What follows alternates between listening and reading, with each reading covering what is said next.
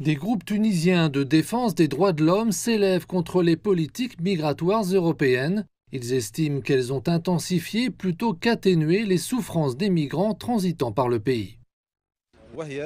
Nous condamnons les politiques migratoires européennes en Tunisie. Cette stratégie a réussi à exporter la crise migratoire des frontières de l'Europe vers les frontières de la Tunisie. Oui, l'Europe a atteint certains de ses objectifs en réduisant les arrivées. Cependant, la crise s'est aggravée, faisant de la Tunisie un gardien des frontières européennes et un piège pour les migrants. Mais le gouvernement rejette les allégations selon lesquelles ces forces de sécurité abandonneraient régulièrement des migrants, des demandeurs d'asile et des réfugiés dans les régions désertiques frontalières avec la Libye et l'Algérie. Cela après avoir saisi leurs biens et les avoir laissés sans vivre. Il est vrai que les migrants en situation irrégulière connaissent des souffrances humaines lorsqu'ils cherchent refuge dans le nord.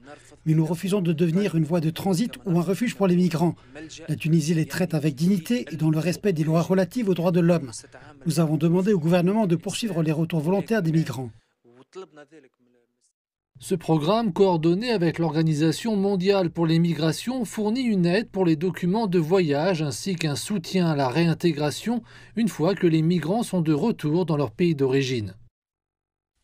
Le ministre tunisien des Affaires étrangères a déclaré qu'environ 10 000 migrants en situation irrégulière, pour la plupart originaires d'Afrique subsaharienne, ont été rapatriés jusqu'à présent en 2025.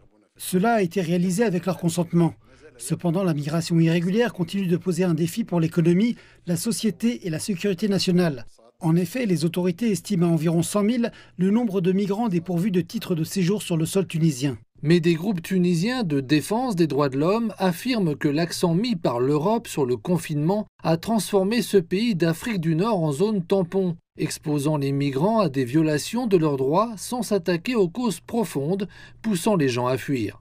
Les militants dénoncent la stratégie d'externalisation de l'Union européenne qui consiste à verser des fonds aux États d'Afrique du Nord pour freiner l'immigration clandestine, comme un cadre politique qui privilégie le contrôle des frontières au détriment de la dignité humaine.